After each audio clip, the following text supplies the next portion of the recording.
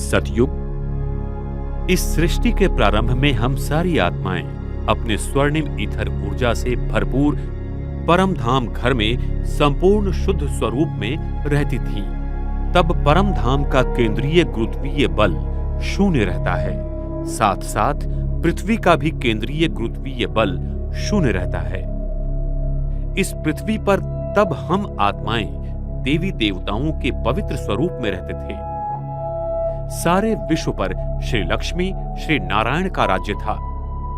इसी अति प्रगत सतयुगी संस्कृति को आज लोग अटलांटिस एवं मारिया आदि नामों से ढूंढ रहे हैं और प्राचीन संस्कृतियां जैसे माया, इजिप्ट आदि में इनके बारे में लिखा हुआ है।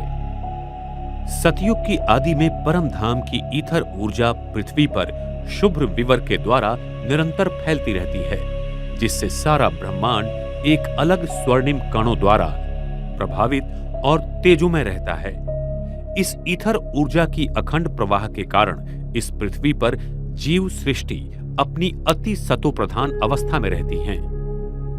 तभी आकाशमंडल और भूमंडल का गुरुत्वीय केंद्र एक ही दिशा में होने के कारण सूर्य और चंद्रमा पृथ्वी पर सरल दिशा में घूमते थे, जिससे चंद्रमा हर रोज पूर्ण रूप से दिखाई देते थे, न कि कोई कला के रूप में। सतयुग त्रेता युग में सभी राशि के 108 तारामंडल आकाश तत्व में एक ही मुकुट की रचना अनुसार घूमते थे और सप्तऋषि तारे भी ध्रुवीय तारा के नीचे एक ही लाइन में थे।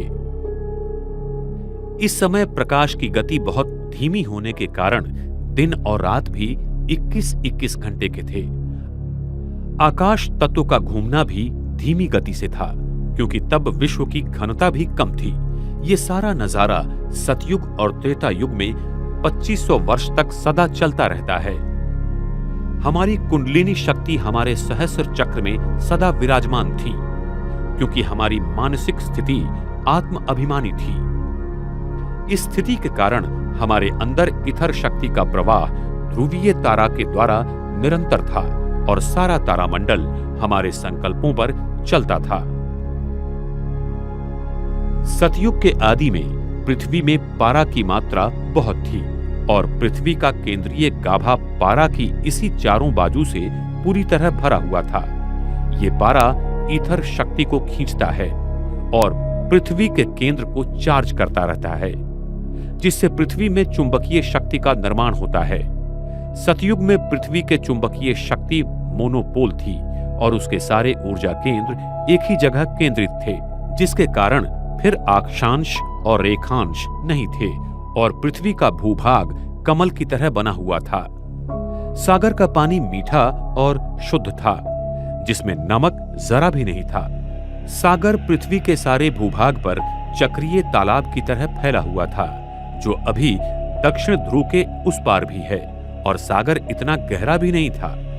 हर जगह उस भूतल को हम देख सकती हैं। इतना सागर का पानी स्वच्छ, शुद्ध और पारदर्शक था। इस युग में हम मनुष्य आत्माओं की सतोप्रधान अवस्था के कारण प्रकृति हमारे आदेशों पर चलती थी। सतयुग के पुष्पक विमान टेस्ला कॉइल की प्रणाली पर ईथर ऊर्जा द्वारा चलते थे और वो हमारे संकल्प द्वारा नियंत्रित किए जाते थे। वहां पर सोने के महल होंगे जो कि हीरों से जड़े हुए होंगे। वहां पर विज्ञान अपनी सतोप्रधान की चरम सीमा पर था।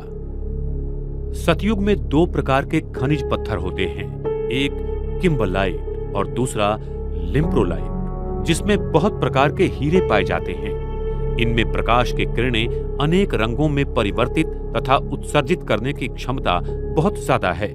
इन्हीं हीरों द्वारा सतयुग के स्वर्णिम महलों में अनेक प्रकार के रंगों की रोशनी रहेंगी और इन हीरों से निकलने वाली किरणों का रंग हम अपने संकल्प द्वारा नियंत्रित या परिवर्तित कर सकते हैं।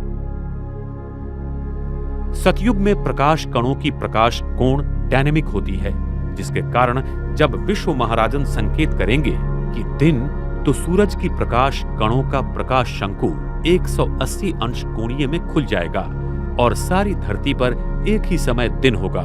और जब रात का संकल्प करेंगे तब सारी पृथ्वी पर रात होगी। लेकिन उस समय चंद्रमा पर पड़ी हुई सूरज की किरणों का प्रतिबिंब धरती पर आएगा और चंद्रमा हर दिन पूर्ण रूप में रहेगा। चंद्रमा की किरणों का प्रकाश शंकु का कोणीय नियंत्रण भी हमारी संकल्प शक्ति द्वारा होगा। सतयुग में हमारा डीएनए 12 तंतुओं का बनेगा, जिससे हमारा शरीर अति सुंदर, शक्तिशाली और सूक्ष्म शक्तियों से भरपूर होगा, जिससे हमारी आयु 150 साल होगी और हम बूढ़े नहीं होंगे। हम अपनी इच्छानुसार शरीर को त्याग देंगे। हमारे मस्तिष्क पर तेजोमय वलय सदा रहेगा। इसीलिए मंदिरों में देवताओं के आगे दिए जलाते हैं, क्योंकि उनकी आत्म ज्योति सदैव जलती थी। देवी देवताओं का जन्म भी पवित्रता की शक्ति से आंखों द्वारा नयन दर्शन से होगा। वहां काम विकार से कोई भी रचना नहीं होती है। वर्तमान समय में मोर पंछी का जन्म भी उसके आंख से निकले हुए आंसुओं को मादा मोर पंछी ग्रहण करने से होता है। इसीलिए उसकी पवित्रता के कारण कृष्ण के मुकुट में मोर का पंख दिखाते हैं और वो भारत का राष्ट्रीय पक्षी है। सतयुग में प्राणियों की रचना मैग्नेटिक फील्ड के रूप में खिलौनों के रूप में होगी और वो बहुत सुंदर और सात्विक होंगे। हम मनुष्य आत्मा सतयुग से लेकर त्रेता युग तक सदैव आत्मिक स्वरूप में 2500 वर्ष तक शुद्ध पवित्र स्वरूप में थी। सतयुग की प्रगत वैज्ञानिक संरचना तथा तकनीकी के बारे में हम आपको अधिक विस्तार में अगले भाग में बताएंगे।